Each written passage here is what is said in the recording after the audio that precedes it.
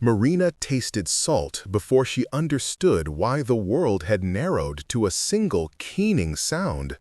The tarp tore from her shoulder as if the wind had hands, and beneath it, a small, luminous mouth opened and closed against the rim of a paper. Marina tasted salt before she understood why the world had narrowed to a single keening sound.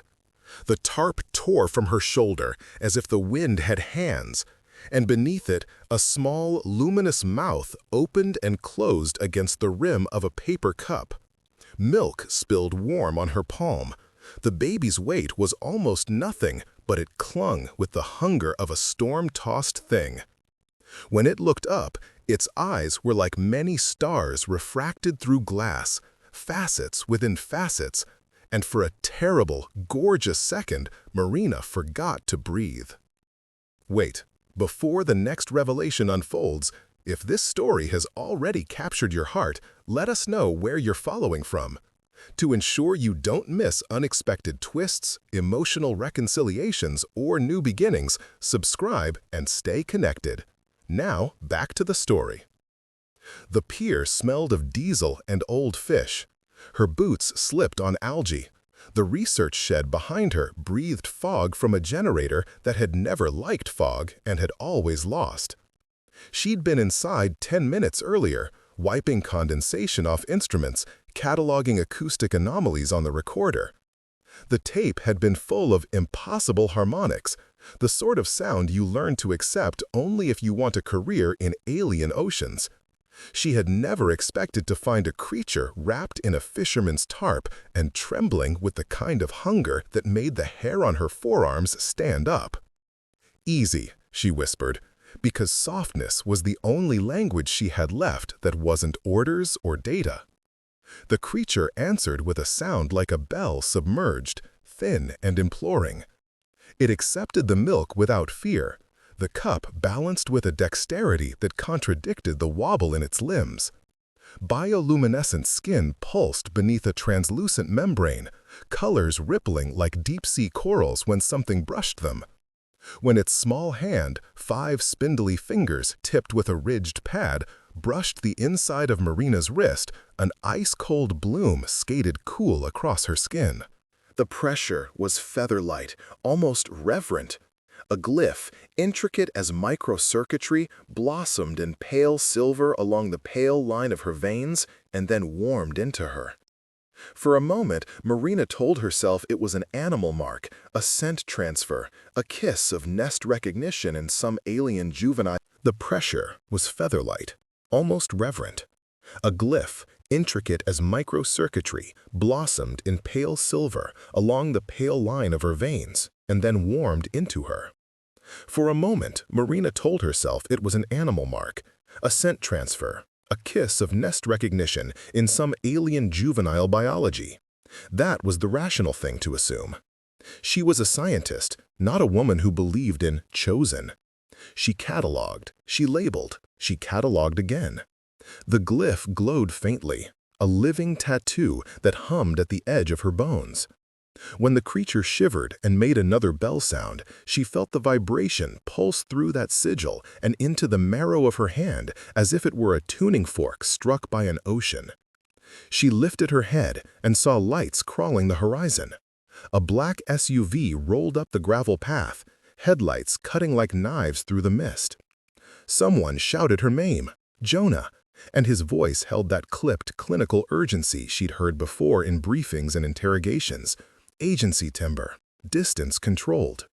He jumped out, coat in a dead sprint, a dossier of unread commands clenched in one hand. He saw the child, then her wrist, then the glyph. His jaw set like iron at the sight of something he'd been taught to classify as evidence, property, or threat. "Marina, step away." The words were not a question. Jonah Reyes had the kind of face that had been honed by briefings and nighttime raids, blunt, practical, a workman's contempt for ambiguity. He'd been on a dozen retrievals, half a dozen cover-ups. She knew him as the man who had taught her to scrub audio files for agency signatures, the man who had once, in a rare private moment, explained the logistics of battlefield compassion. She also knew him as the person most likely to put her on a manifest if agency policy required it. "I found it here," Marina said. She kept her voice low because the pier was thin, and wind walked like a ghost there. "Under the tarp. Jonah, it's alive." "You shouldn't have touched it." His breath made small clouds. "You shouldn't have given it anything that isn't sterile." She stared at the infant, at how trust sat in its cupped hands, as if trust were the only currency it knew. "I am sterile. I boiled the cups. I am a scientist." Her words came out sharper than she intended. She had trained herself to stay calm, to think like an experimenter. Variables, controlled environments. This could not be an experiment. It was a child with too many faceted eyes and a hunger that parceled her own memory back to her. "You shouldn't have touched it." His breath made small clouds. "You shouldn't have given it anything that isn't sterile."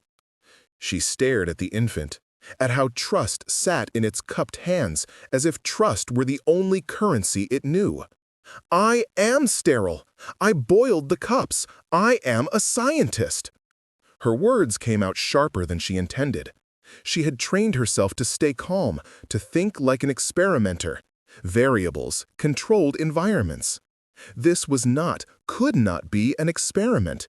It was a child with too many faceted eyes and a hunger that parceled her own memory back to her. The times she'd held hurt beings on cold mornings and thought, "This is what I know to do." Jonah's eyes flicked from the creature to the glyph on her wrist. He didn't speak. He showed the playlist of briefs he'd read, the lists of containment protocols that mapped the world in brackets. A smoke of people followed him. 2 agents with suppressed guns, a medic, a portable containment unit they wheeled like a small coffin. They were the state's architecture incarnate, silent, efficient, ready to translate awe into custody. The sound of another presence cut through the tension like a thread. The pier hummed with light before a person stepped into view. Talon's silhouette was half shadow, half luminescence, like an eclipse refined. He moved with a grace that suggested a body used to different gravities. His skin the faint pearlescent whisper of the infant's glow. He did not wear the rigid lines of an agency uniform, nor the crass utilitarianism of a field agent. His clothes floated at his shape, as if fabric and light had come to an agreement. He looked at Marina with an expression so calm it was almost a command to quiet. "You kept it warm," he said, and the voice was music in a key Marina hadn't known humans could make. It was not a language she recognized at first. She only understood the cadence, the translation that humans had taught machines to reconcile. Jonah stiffened like he'd felt a needle prick. Talon's fingers hovered near the infant, and it quieted, nestling its head into his palm as if the hand belonged. There was no ceremony in that touch, it was recognition. The baby's bioluminescence threaded up Talon's forearm, a synapse of light that painted his skin in slow, deliberate tides. He turned his head, and his eyes, the pale depth of them like moons, slid to the glyph on Marina's wrist. A long inhale. "You have been marked," he said. The words were simple, and every person on the pier felt gravity tilt. "That's absurd," Jonah snapped. "It's a contact imprint, biological adhesion. We have treatment protocols." He fumbled for language that would make the thing small again, controllable. His hand hovered near his holster, though his eyes never left Marina. It was what he did, provide the frame for danger with tools and laws. Marina felt the glyph thrum like a second heartbeat under her skin. The little creature's touch had been light, the consequences were not. She swallowed and tasted metal. "What does marked mean?" she asked Talon. He turned to her, and for the first time, she noticed a subtle asymmetry in his face. One cheekbone caught the light, and the other seemed to drink it. "Elegi," he said, and the syllable was a foreign bell. "Chosen." "You're kidding," Jonah said, because policy did not include prophecy. "You're telling me an alien species?" We do not call what we do prophecy, Talon interrupted gently. We are a species that disperses across the light. Selection is not a ceremony of mysticism for us. It is a biological necessity. The glyph is not symbolic. It is connective. It will link you to the infant and through you to us. The wind thinned into an observation so sharp Marina felt exposed. He spoke with the simple matter-of-factness of someone used to saying things that broke the assumptions of others. If the infant attaches and the bond holds, you will be known to my people as elegi. If the infant attaches and the bond holds, you will be known to my people as elegida. You will carry a resonance that invites continuity. That confers obligations. Jonah made a sound that was half laugh, half nightmare. And if the agency disagrees with your species' customs. Talon's fingers tightened a mechanical fraction on the infant. The light along his skin stuttered. For the first time, something like private grief or danger or lines unspooled. Then you will become a site of interest, he said. Then the choice you made with a cup of milk becomes a matter of species survival. Every muscle in Marina's body gathered like a beast ready to choose. Her training cataloged probabilities. Quarantine, containment, socialization experiments, legal frameworks designed to domesticate wonder. But she had fed a child. Animals were allies she knew how to find. The science in her wanted to fold the event into a paper, a peer-reviewed account, a footnote in a career. The woman in her, the marrow-kind woman who had held others and mended them with hands that knew where bruises lived, had already named the infant and tucked it into the pocket of her shirt. "You can't just claim me," she said, and her voice trembled because she knew the truth of her next sentence. "I didn't consent to be a bridge or a crown. I fed a child. I don't belong to anyone." Talon's luminous eyes softened, as if he could see the truth of those words inside her. "We do not claim," he said. "We request reciprocity. The marking is a biological overture, not an imperial decree. But your species has institutions that will not understand nuance. They will try to translate it into possession." Jonah's hand closed on the dossier, as if it were a lifeline. "My orders are clear," he said. "If there's any chance this is contagion, hazard, or a diplomatic escalation, agency protocol is to secure the specimen and the witness. You understand that, Dr. Cortez." He called her doctor like a cord he could pull. The word tightened something in her chest. She had spent years learning to parse the language of alien seas, to shape the... He called her doctor like a cord he could pull. The word tightened something in her chest. She had spent years learning to parse the language of alien seas, to shape the wild into signals that could be measured and understood. She had not spent enough years learning to navigate human institutions that could drown compassion in forms and affidavits. The infant shifted and whistled softly, a note that dropped like a pebble between them. Its eyes fixed on Marina, and then on Jonah, and finally on Talon, and in the order of its gaze she thought she read a map. It blinked, and the glyph on her wrist warmed, until it was as if light lived there as a second skin.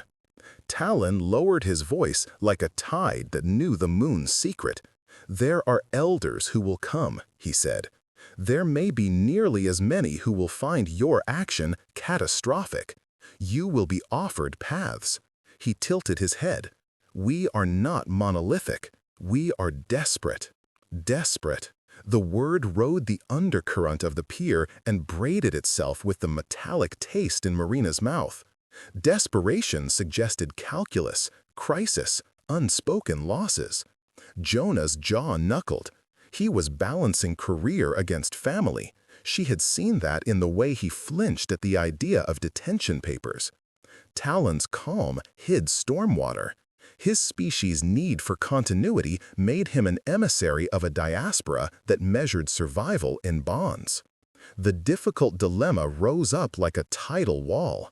The infant's survival might demand Marina's surrender to a lineage she did not understand, or it might demand she keep the child and become an outlaw to every agency cataloging first contact. The agency would not let a living link to an alien species walk away unregistered. The elegi would not let a marked child be used for experiment. Marina stood between law and lineage, with a glow in her hand and two men who loved and feared in different languages. She looked at Jonah, at the map of his responsibilities, the lines of his face that had been carved by policies that protected people, but often at the cost of their compassion. She looked at Talon, at the luminous calm that promised alternatives she could not yet believe in.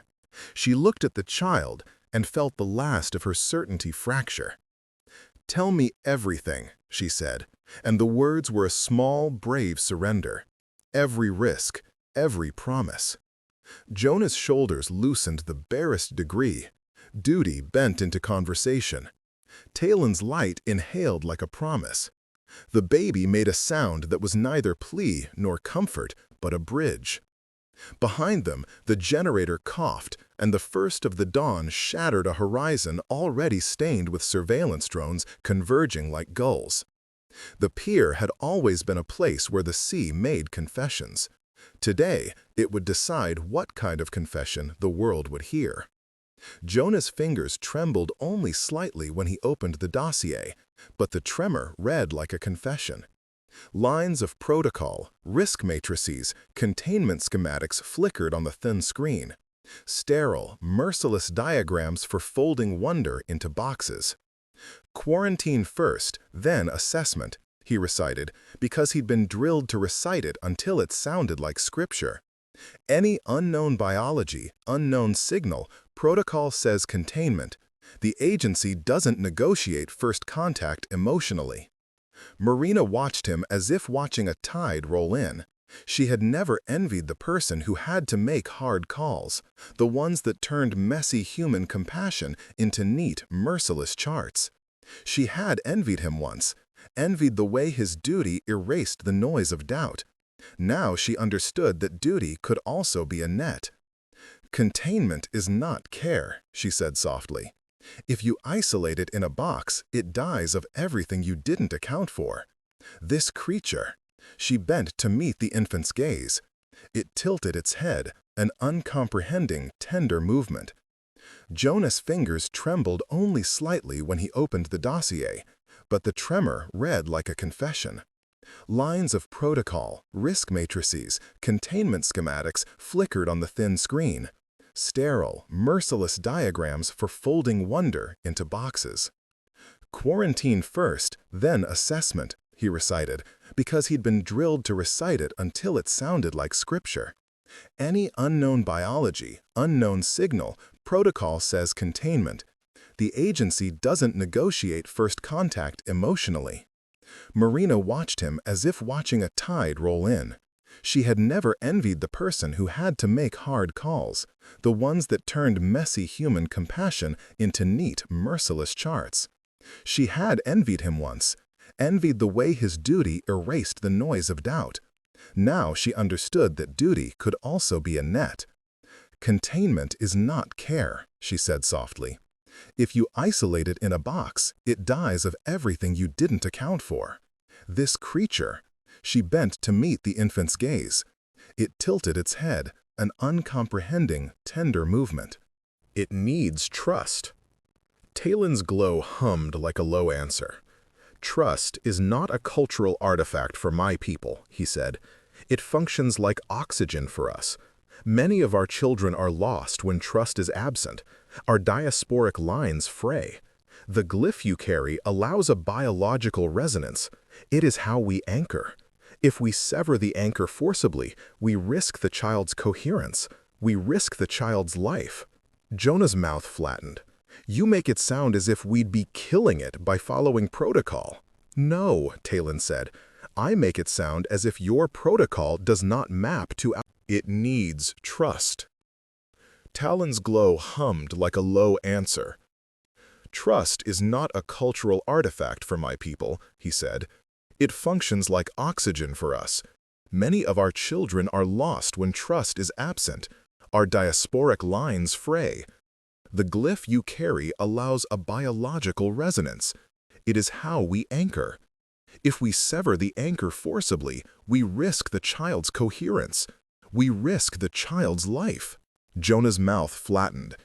You make it sound as if we'd be killing it by following protocol. No, Talon said. I make it sound as if your protocol does not map to our ontologies. The danger is not malevolence. It is translation failure. Marina felt the syllables of Talon's words settle like dust in her chest. Translation failure, a bureaucratic phrase that carried the weight of a falling star. She had seen miscommunications between species turn into tragedies written on lab reports, carved into the margins of history.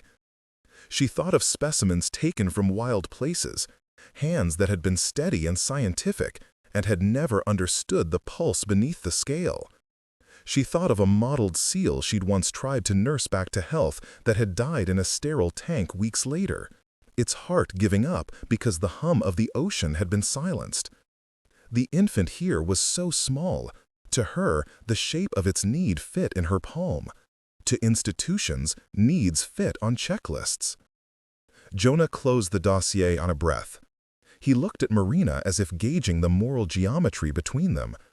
There was more than orders in his gaze now, something like worry braided with fear. There's also precedent, he said. Secret programs, hybridization research. People would pay for a bridge to an alien physiology. For all our training, Marina, you know what happens when politics smells possibility. She did. She had read the memos about black sites and unauthorized research, the thin excuses they made to themselves about obtaining samples for defense. She had seen what power did to moral boundaries. It was one thing to teach conservation. It was another to watch your textbook become a manual for exploitation. The prospect of her small, bright creature sold into secrecy made her chest ache in a way that felt like an ancient wound reopening. Talon's eyes found hers then, and the light in him braided with a sorrow so old it made the peer seem younger. We did not come to conquer, he said. We came to ask. His accent, the restiveness in his voice, let Marina hear the weight of distance traveled. There are factions among my people who will demand reassertion, power secured through biology. But there are others who fear the diaspora. It was one thing to teach conservation. It was another to watch your textbook become a manual for exploitation. The prospect of her small, bright creature sold into secrecy made her chest ache in a way that felt like an ancient wound reopening. Talon's eyes found hers then, and the light in him braided with a sorrow so old it made the peer seem younger. We did not come to conquer, he said. We came to ask. His accent, the restiveness in his voice, let Marina hear the weight of distance traveled. There are factions among my people who will demand reassertion, power secured through biology. But there are others who fear the diaspora will end without this kind of exchange. We have elders who remember star maps that do not include our children. We are balancing extinction and expansion. The word extinction shaped itself in the air like a blade. Jonah's response was quick, like the reflex of someone who knew policy first. If you are desperate, you must go through channels, he said. He swallowed, we have international bodies that mediate biological claims. If you want integration, the way is diplomatic. If you bypass that, if your people assert private biological claims, it becomes a security threat. Talon's smile was almost a sunburst and immediately contained. Human bodies and human institutions do not always move at the same cadence, he said. When a child is threatened, we do not archive grief. We act. Marina felt as if she were standing on glass. Every decision glittered with the potential to splinter into something irreversible. She wanted to demand that Jonah see the child as a being and not evidence. She also wanted to trust that Talon and his people would honor the sanctity of life, not barter it.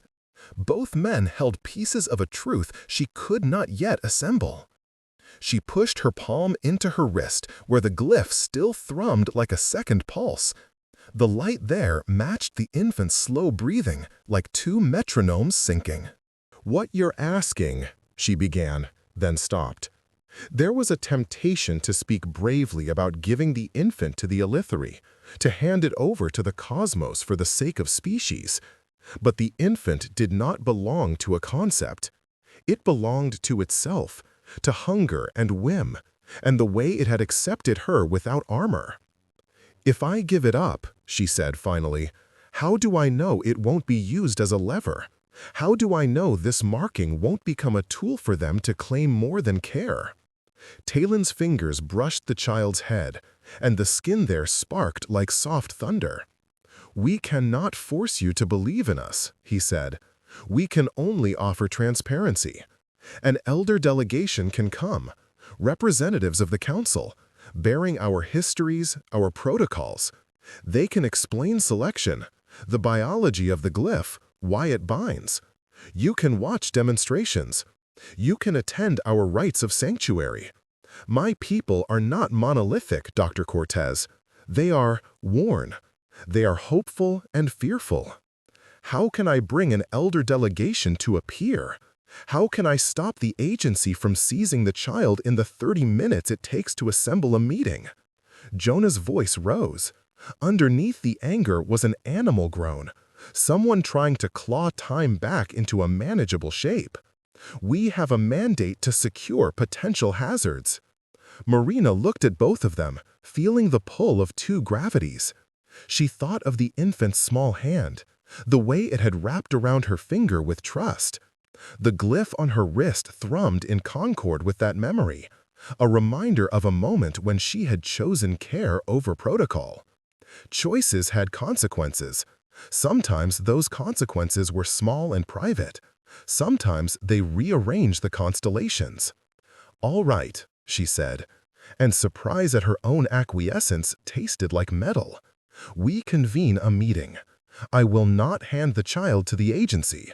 I will not let them quarantine it without representatives from your people present. If you want to take the infant, you must request it through diplomatic channels. We will do this openly."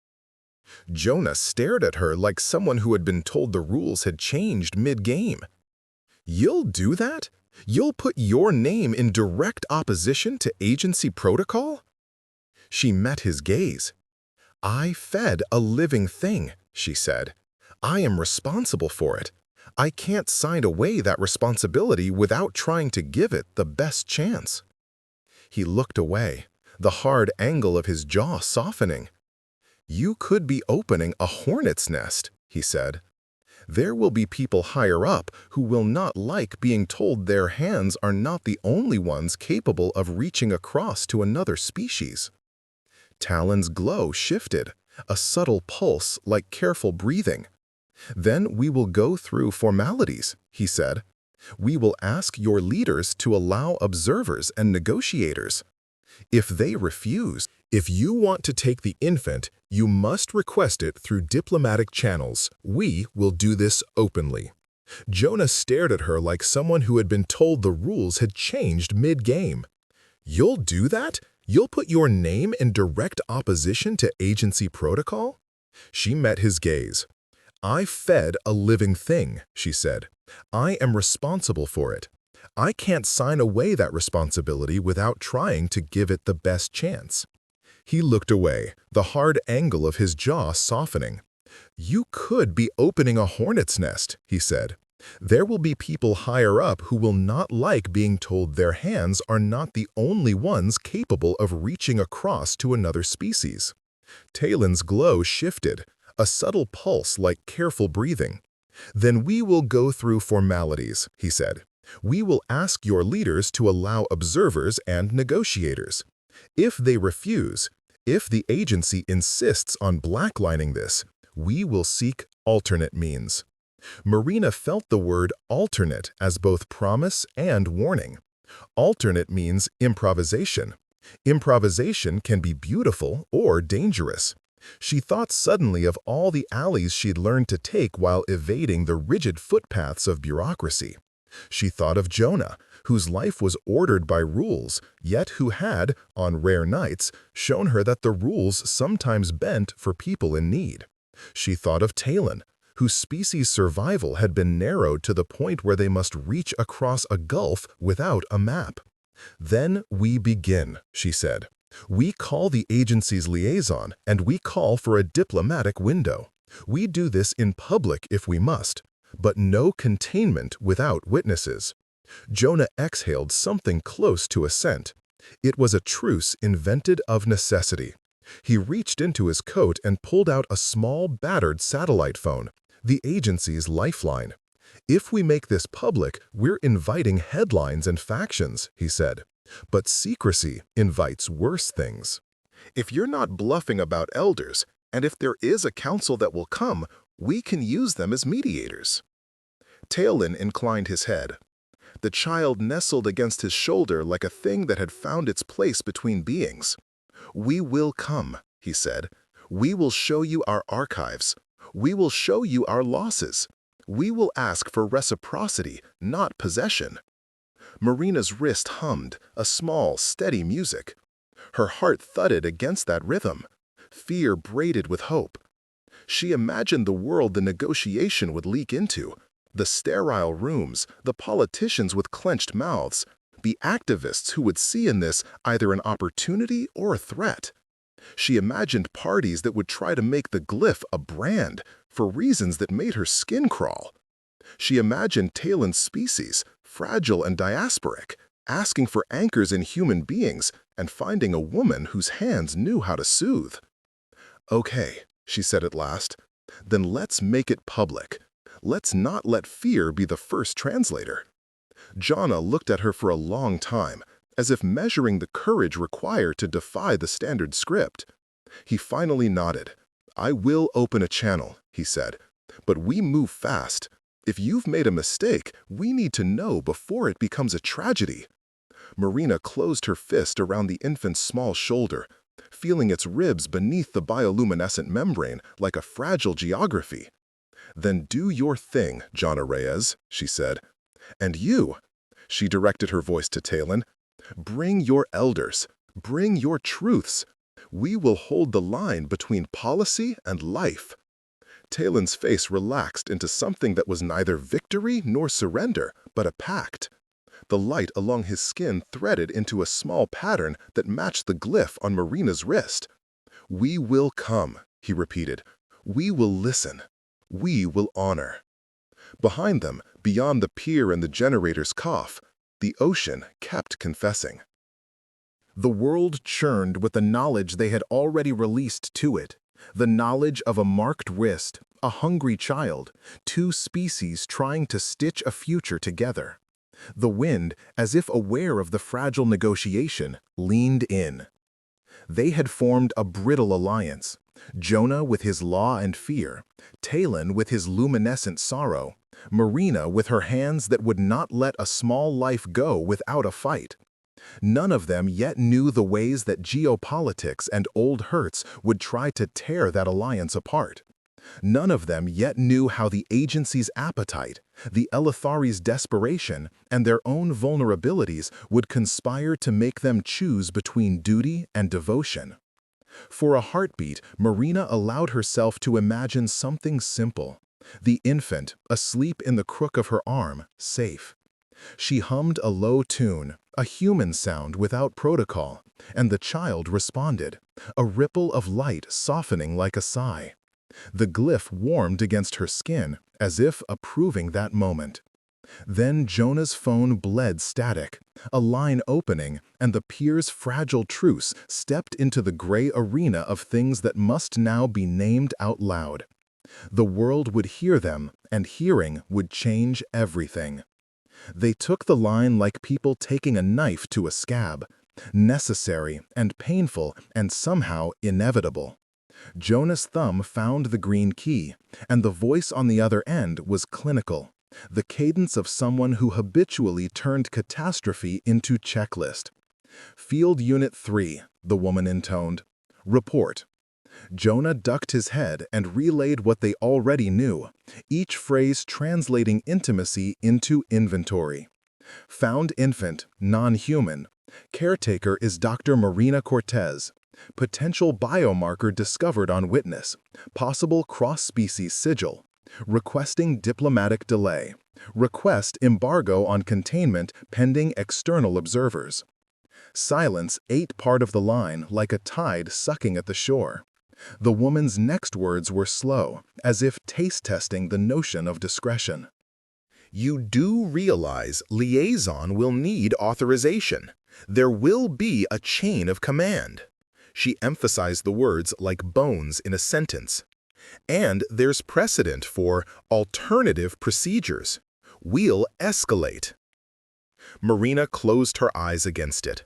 The world was a bureaucracy that bent like a steel beam at the mercy of weight.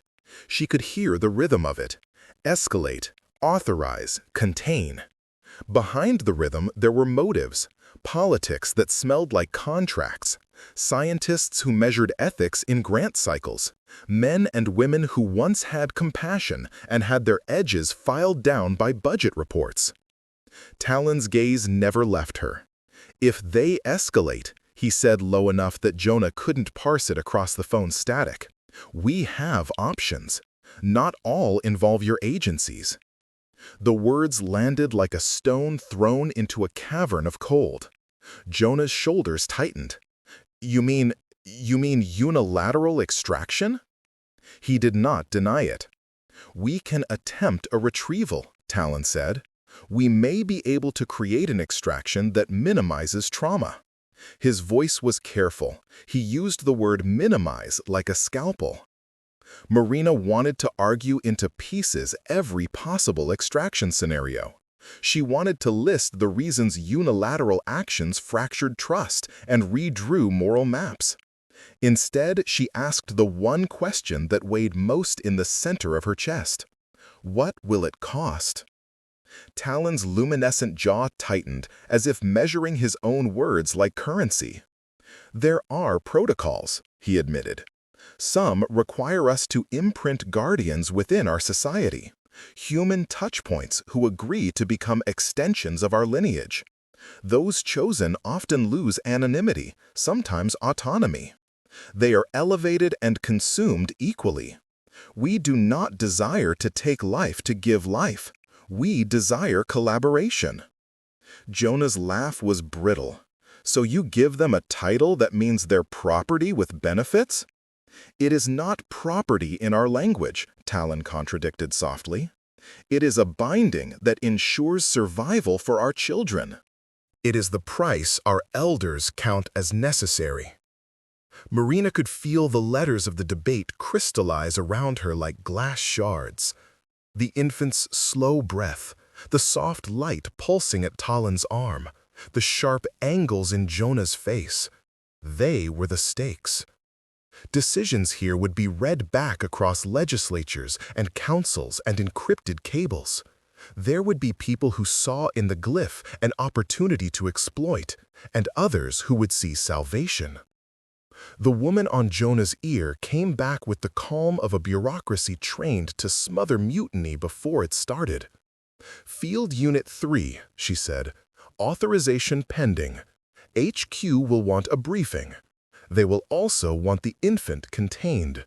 Do not allow any non-state party to remove the specimen." Talon's hands curled around the child like a promise. For a second, he made no move. He simply held. "There will be no violence," he said, but the sentence was more plea than law. Jonah's voice felt suddenly like a bridge wobbling. "We will not allow non-state removal," he repeated into the line, but the fidelity of his words faltered when he finished.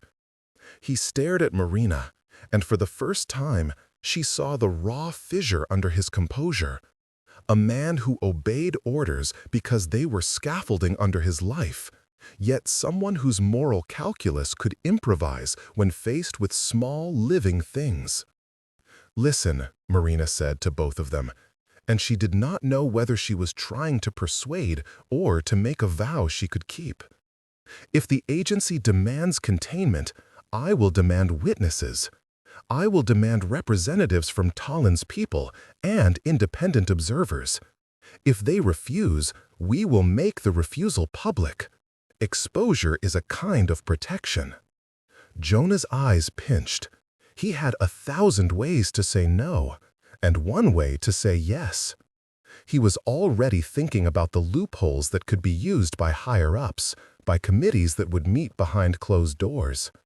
"That will put you squarely against your employers," he said. "It will put you at risk legally." Marina's spine felt like a thread of steel braided with glass. She should have been the rational scientist, the anchor. The infant's small hand tightened around her finger, and it felt like a compass pointing north. "Then I accept the risk," she said. Talon's light wavered and then steadied, the pattern on his skin resolving into something like a nod. "I will petition the council for witnesses," he said, "if they are willing." The pier's air held a tremor then, a mechanical thing outside of immediate control. A drone's shadow cut across the slanting dawn, and a murmur of radio chatter skittered in the background like startled birds. Jonah cursed softly. The line on his phone spiked red with incoming transmissions. "We have eyes," he said. "I don't know whose yet." "Then we become visible," Marina said. She pushed herself up so that she faced the cluster of agents. The baby clung to her sleeve with the desperation of small beings who do not yet understand the semantics of safety. Jonah exhaled slowly and stepped toward her. The movement felt like an agreement to be partners in a dangerous improvisation. It didn't take long for the first fissure to split open. One of the agents, a man with a shaved head and a face like a ledger, muttered about protocol and clinical risk, phrases that often signaled fear disowned as procedure. "Doctor," he said, softer than the others, "you really want to go public? You understand what that means. There will be journalists, there will be diplomats, there will be black market buyers he'll claim to be benefactors. You could put this infant in harm's way." Marina stared at him. "You're telling me to stay silent because you're afraid?" she said. It was sharp, but it was true. Fear dressed as counsel was still fear. Talon's expression folded in a way that suggested ancient patience, then a flicker of tension. "There are factions among your people," he said to Jonah, and his voice carried a knowledge that made the peer feel claustrophobic with centuries. "Not everyone will accept transparency. Some prefer control." Jonah's eyes darkened. He did not deny what Talon implied. He glanced at the agent with the shaved head, and the man nodded at him with the kind of obedience that had teeth. There in the movement was a promise that had nothing to do with official channels, a small conspiracy of people who preferred certainty over ethics. "You're suggesting there are people in your agency who would seize this opportunity?" Marina asked. "Not just seize," Jonah said, the simple syllable blackening the air. "Exploit." Marina understood then that the fracture was not only between species or institutions, it was between the creeds people kept in their heads and the appetites they carried in their hands. The agency she'd worked with, people who kept the lights on in dangerous times, also had appetites that could gut the world if they thought it would buy them power. In that instant, she saw the thin web of diplomacy unraveling somewhere behind the walls of committees and offices. Talon's voice went very quiet. "There are those among us who believe the only way to ensure continuity is by asserting claim. They watch the human appetite for advantage, and they imagine themselves as more careful. But desperation breeds symmetry in all beings. We have factions that wish to mirror human ambition. You mean to tell me both sides could use this child, this baby, as leverage? Jonah's laugh had no humor. Both sides could, Talon said, or neither. Marina felt as if a hand had been placed on her sternum and a slow, cold pressure applied. The pier contracted. The infant shifted in her arms and made a sound that was more plaintive than she'd heard earlier. It had been a warning then. Now it was fear. She'd fed the child because she couldn't unlearn how to help. Now the consequences reached like roots in every direction. She looked at Jonah.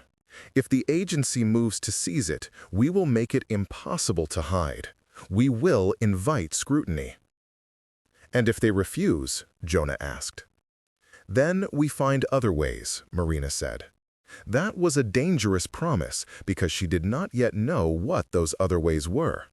But she knew this. Secrecy would be a slow death. Exposure, public pressure, had a chance to make predators show their teeth before they struck. If we choose safety, we choose visibility. Talon's gaze was almost unreadable. Transparency can be heavy with danger, he warned, but it can be a net.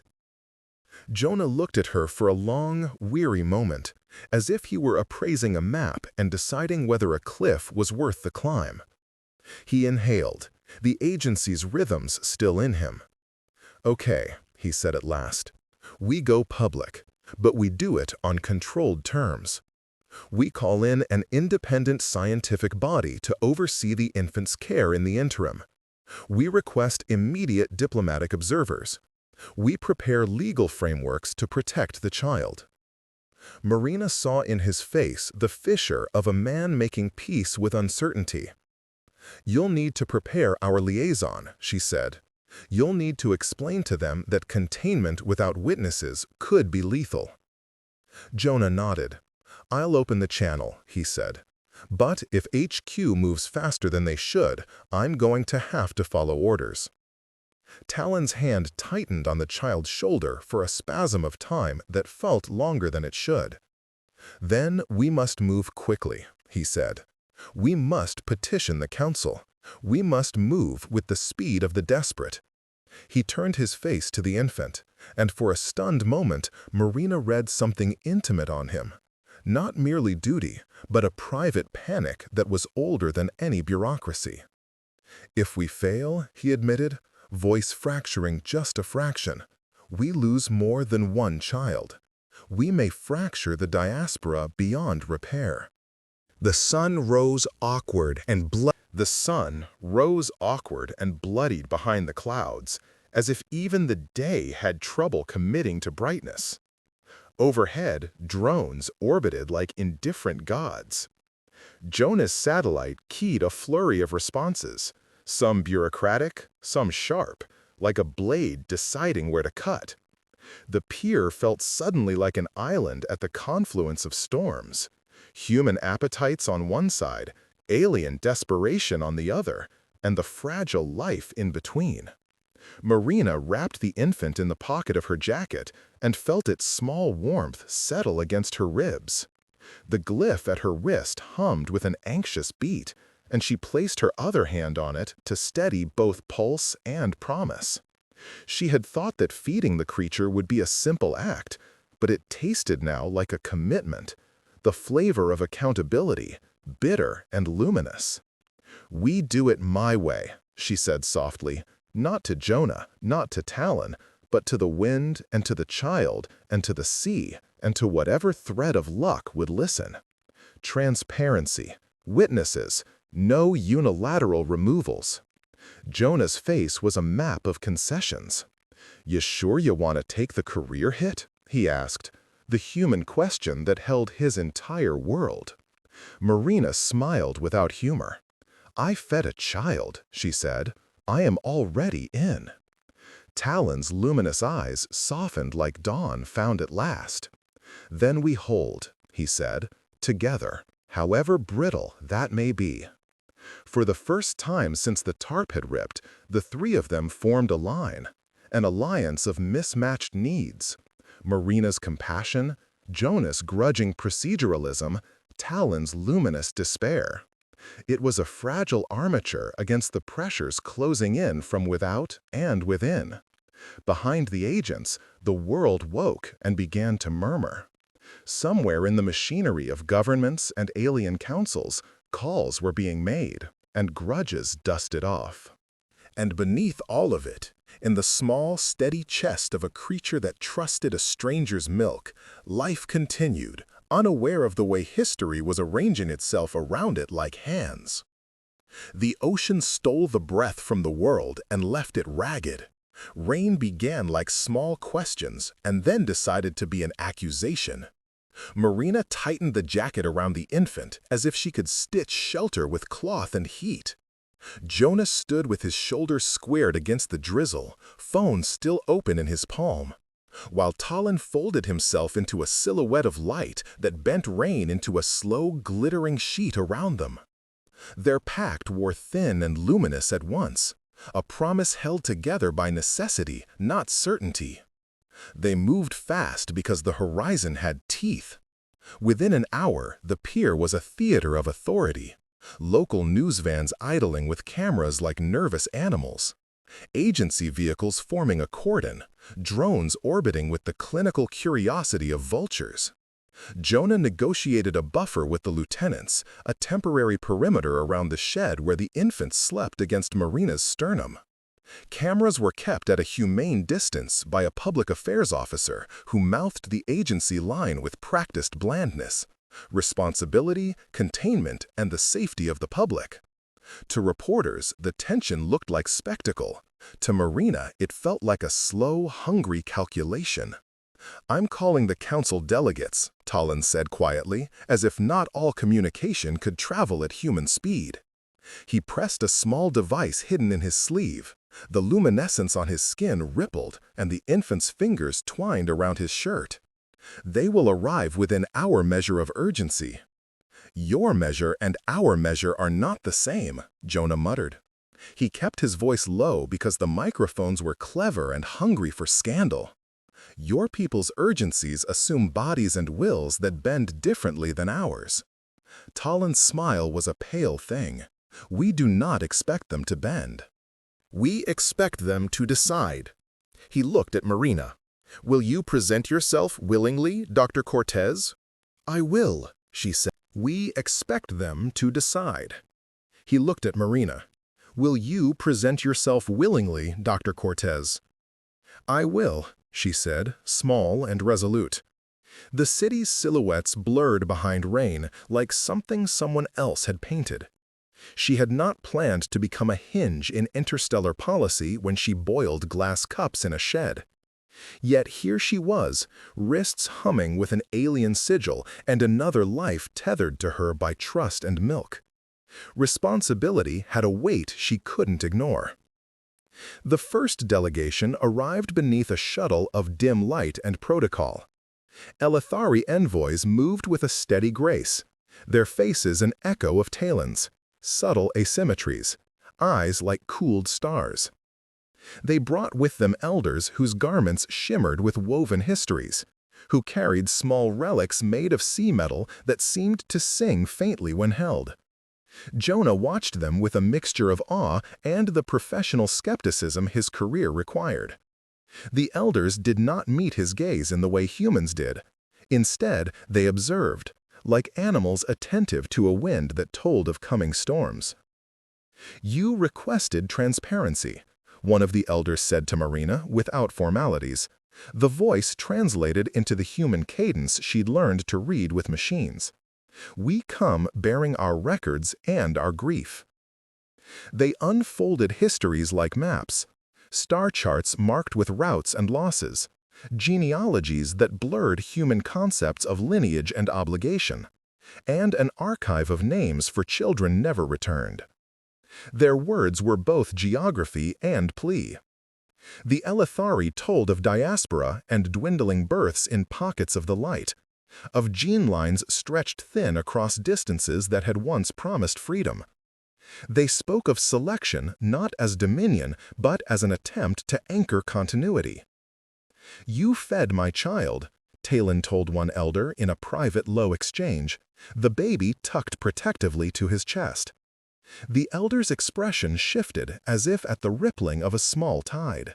"Then the species must decide," she said.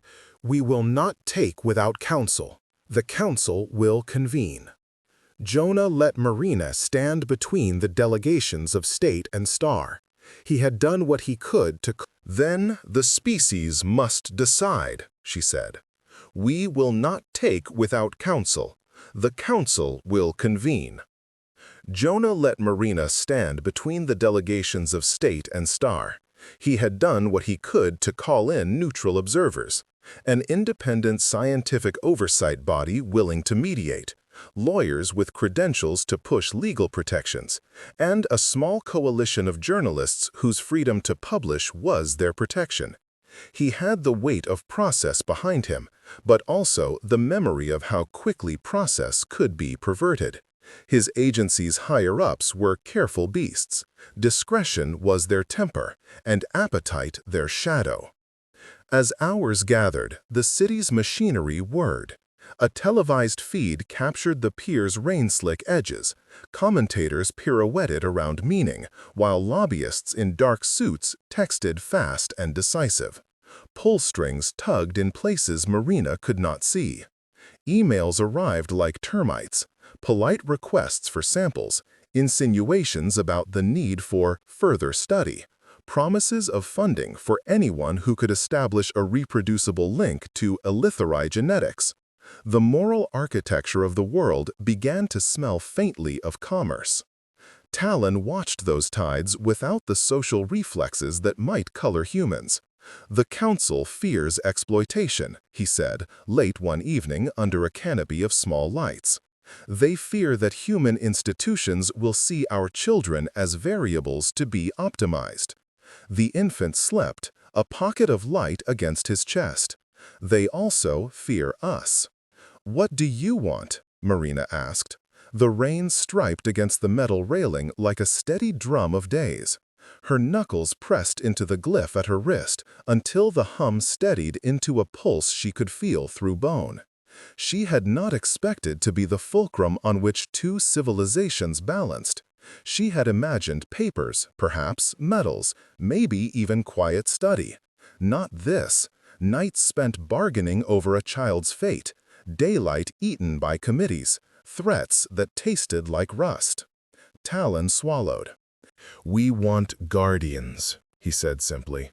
"Trust anchors among your kind who will integrate with our lines, who will consent to become points of continuity, not slaves, not trophies, co-parents in a biosocial sense." "And forfeiting things?" Jonah asked, blunt. "Autonomy? Privacy? Your phrasing is deliberate." "It is necessary," Talon said. "Our elders have measured the likely future and chosen calculus that pains them." He looked at Marina. "We do not offer this lightly." Marina heard the tenderness braided with coercion in that promise. She imagined a life tethered to a species whose needs might become her own burdens. She imagined being reduced by law to a function, elegida, anchor, vessel. The infant sighed and shifted, pressing its luminous cheek into her palm as if it understood that decisions should be gentle. "There are other options," Jonah insisted.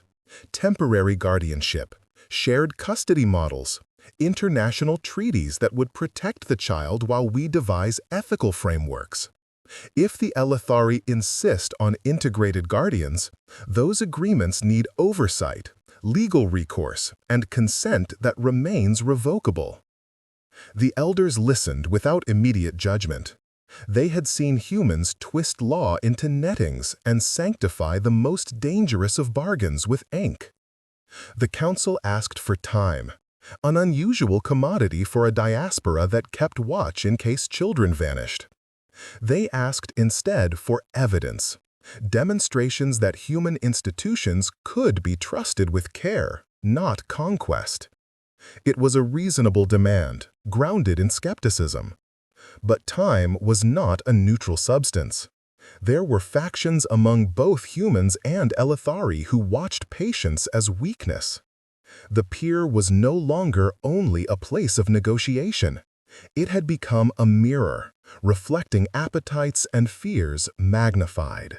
On the second night, a strike unfolded that would have been violent in any other story. Men in unmarked coats attempted an extraction at dawn, slipping across the pier with military precision. Jonas' agents intercepted them because not all within the agency were willing to be the teeth of private greed. Shots were fired not at people but at machine, drones, and a vehicle, small acts of sabotage that made the black market buyers retreat like startled predators. The confrontation was messy and quiet and full of moral shrapnel. It proved Jonah right. Exposure made predators show their claws too soon. In the aftermath, a fragility settled over the gathering like damp cloth. The world had seen the attempt, and the attempted thieves retreated into rumor and fear. The agency's higher-ups, who had previously counseled caution, were forced into public postures of protection. The council's elders, witnessing human greed in action, hardened like old sea glass into a cautious alliance. "You saw what happens when secrecy is allowed," Jonah said to Marina later, breath visible in the chill. "If we had hidden this, it would have been stolen and dissected by noon tomorrow." Marina rubbed her wrist where the glyph warmed under the tissue of her sleeve. It felt, oddly, like a brand and a blessing at once. "And if we give the infant to the council's guardians, what then?" she asked. "Will I be allowed to know, to visit, or will the child become someone else's myth?" Talon met her gaze with a sorrow that had seen ships sink and winters end. "There are elders who will promise transparency and elders who will not," he admitted. "Our people are as fractured as yours in their fears and desires." He took the infant's small hand and pressed it against Marina's palm for a beat. "We want to build bridges that are not bridges of convenience, but we must also act. If we remain only in committees, we risk losing more than one life." Marina thought of the infant's pulse, the way it synced with the sigil under her skin. She imagined the possible futures like glass ornaments hung on a thin wire. One where the child became a pawn, vitrines of power glittering above it. Another where the child was loved, raised with both species' wisdom. Marina thought of the infant's pulse, the way it synced with the sigil under her skin. She imagined the possible futures like glass ornaments hung on a thin wire. One where the child became a pawn, vitrines of power glittering above it. Another where the child was loved, raised with both species' wisdom. A living compromise that mended diaspora with human tenderness. She did not know whether any path would remain unscarred. Then she made a choice shaped less by protocol than by the hum of the life in her arms. "We create a hybrid model," she said, voice steady. "Temporary guardianship by the council with strict, legally enforced visiting and transparency clauses. An independent oversight committee with representatives from your people, ours, and a neutral international body. Any guardianship must be revocable in the presence of abuse or exploitation." Talon's eyes softened like dawn finally breaking. Jonah exhaled as if relieved and terrified at once. The elders whispered among themselves and then nodded, each nod a tally against fear. The infant stirred and blinked at them, as if it understood signatures and law like lullabies. The arrangement was messy and provisional and utterly human in its compromises. Contracts were drafted, rituals acknowledged, and cameras set to record every transfer. The Elethari committed to the principle that boundings were not an erasure of human rights. The agencies signed reluctantly, the lawyering taking on the air of a battlefield where concessions were both victory and cost. On the day the infant was moved under official supervision, Marina held it until the last possible second. The transfer was ceremonious, but contained within legal forms and medical windows and human reassurances. She placed the child against Talon's chest and felt the lighting of the sigil through their hands, like two currents finding a single outlet. Talon's expression wavered between gratitude and restraint. "You did more than feed it," he said to her without ceremony. "You taught it trust." "And you taught me a dangerous word," Marina replied. "Elegi. I held it like a blade and a gift." Jonah watched them with eyes that had become softer in the intervening weeks. His job had been to protect institutions, but he had learned to protect the fragile center of things, people and beings who did not exist for expedience. He had also learned the price of that protection. "Remember," he said quietly, "we keep this framework public. No obscured labs, no secret custodians. If either of you tries to hide this child from oversight, I will use the law I know." Talon laughed, a luminous sound that translated into relief. "And I would expect you to," he said. "Promises must be backed by teeth." They signed agreements that smelled of ink and rain and something like hope. The infant's luminous skin pulsed against Marina's palm until she had to let go. She handed it to a guardian appointed jointly by the council and the oversight committee, a woman whose hair was threaded with bits of sea metal and whose eyes crinkled with kindness. The transfer was gentle, legal, and recorded, a choreography learned in response to greed and fear. When the infant was finally placed into safe but alien arms, Marina felt the hollow left behind like a small sea. The glyph at her wrist hummed one last bright pulse, like thanks or remembrance. Then it dimmed to a steady glow, no longer demanding but persistent. Talon reached out and touched her knuckles in a human gesture he had learned, and Jonah stepped close, a protector who had become friend. "We did not save everything," Talon said softly, watching the guardian walk away under camera lights and legal assurances. "But we saved the child from the dark. And from ourselves," Jonah added, meaning both punishment and praise. Marina pressed her palm to the sigil and felt the residue of milk, of small fingers, of promises that would take lifetimes to keep. She had wanted to be a scientist who documented wonders, not a symbol of them. Yet she had been chosen in the smallest, most human way. Marina pressed her palm to the sigil and felt the residue of milk, of small fingers, of promises that would take lifetimes to keep. She had wanted to be a scientist who documented wonders, not a symbol of them. Yet she had been chosen in the smallest, most human way. By feeding, by caring, by refusing to let fear be the first translator. They stood on the pier as the rain eased, and the world buzzed with analysis. The agreements would be tested in courtrooms and in the halls of alien councils. There would be betrayals and betterments. There would be nights when the glyph's echo woke Marina with a hunger for what might be lost and a tenderness for what had been spared. Talon bowed his thanks, and then, with a vulnerability that surprised them both, took her hand and pressed his forehead to her knuckles. A gesture of bridging that had nothing to do with politics and everything to do with grief and gratitude. Jonah watched them, the agency's man softened by something beyond policy. And for a beat, the three of them were only people on a damp pier who had decided to protect a small, luminous life. The sea continued its long conversation with the shore. The world had not been fixed by their choices, but it had been nudged toward a chance.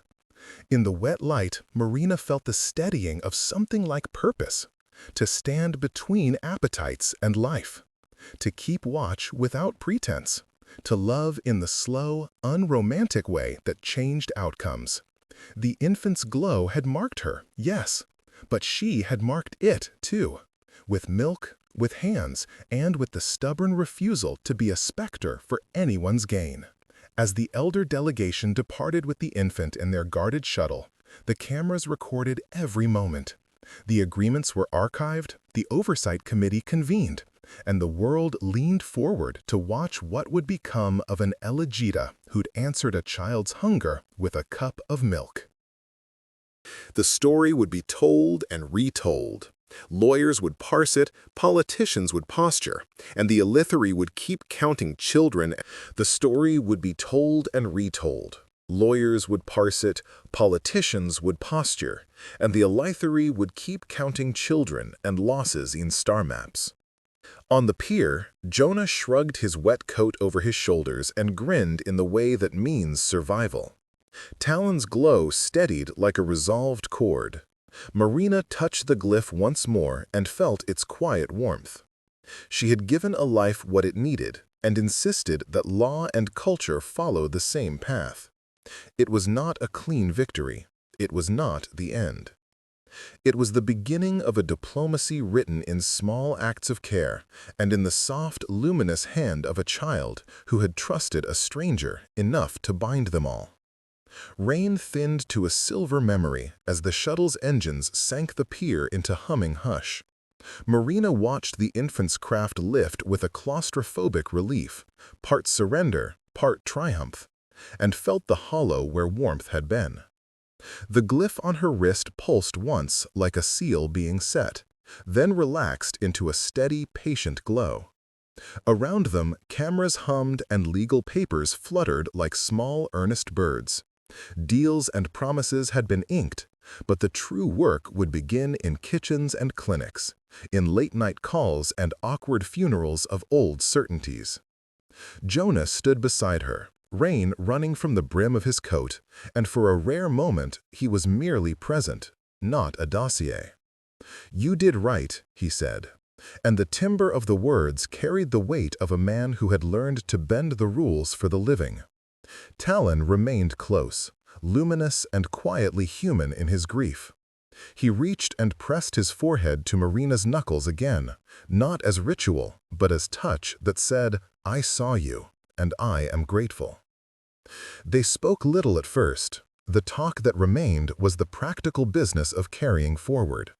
The oversight committee would meet, lawyers would draft the guardian charter, and a hybrid caregiving program would be piloted under observant eyes. The Eletheri Council promised transparency. The agency agreed to public reporting. These promises would be enforced by the small, stubborn mechanisms humans trusted: published minutes, cameras, independent audits. It was imperfect armor, but the Eletheri Council promised transparency. The agency agreed to public reporting. These promises would be enforced by the small, stubborn mechanisms humans trusted: published minutes, cameras, independent audits. It was imperfect armor, but armor nonetheless. At dusk, Jonah walked Marina to the edge of the pier where the sea said everything it would say and nothing more. "You'll be watched," he said, blunt as always. "You'll be idolized and vilified. People will try to own your story." She smiled ruefully. "I already fed a child," she answered. "I am owned only by the small things that matter." Talon touched the glyph lightly and the pattern flared, a private echo between them. "You will have choices," he said. "Your life will not be consumed unless you allow it." His voice held a promise that smelled of stars and something like tenderness. They lingered until the harbor lights smeared into night. The world would press and pry and bargain, but there would be lullabies in two tongues, hands learning each other's rhythms, and a child whose life might, painfully and beautifully, knit two peoples together. Marina felt the cooling salt on her face and knew that being Elegida did not erase her. It amplified it. She would be vigilant, imperfect, fierce. When Jonah left, he clasped her shoulder once, a contact as human as any oath. Talon bowed and kissed her knuckles like a benediction. Alone, Marina rolled her sleeve back and watched the glyph settle into her skin. Less insistent now, more companion than command. She whispered to it, to the memory of small luminous fingers and warm milk, a vow that would guide her through committees and kindness alike. "I fed you. I will keep you." The ocean answered with a slow, consenting wave.